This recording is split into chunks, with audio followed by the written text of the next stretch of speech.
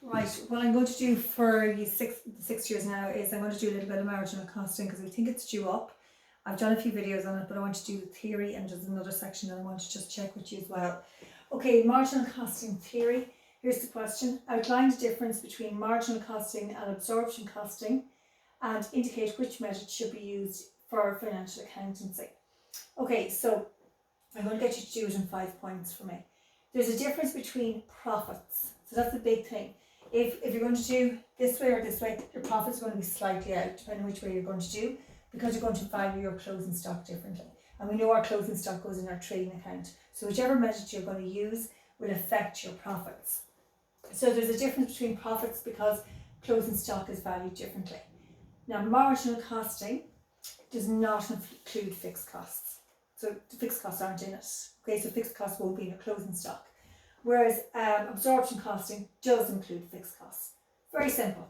Okay, difference first of all is because of the profits. And the profits are different because the closing stocks are different. Why are the closing stocks different?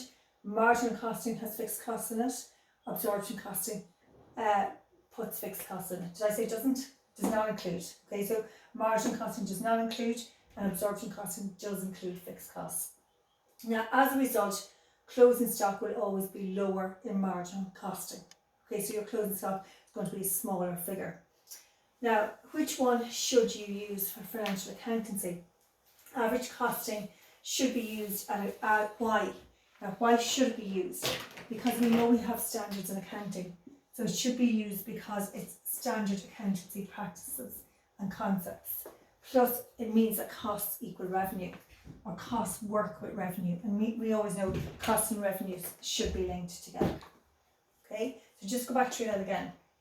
The difference is because profits are going to be different, because closing stock is valued differently into two different methods. Marginal costing does not include your fixed costs. Absorption costing does include your fixed cost. As a result, your closing stock is going to be lower in marginal costing, which means your profits are going to be affected.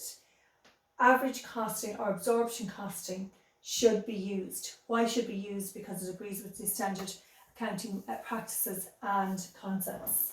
Plus, it matches your costs with your revenues. Okay.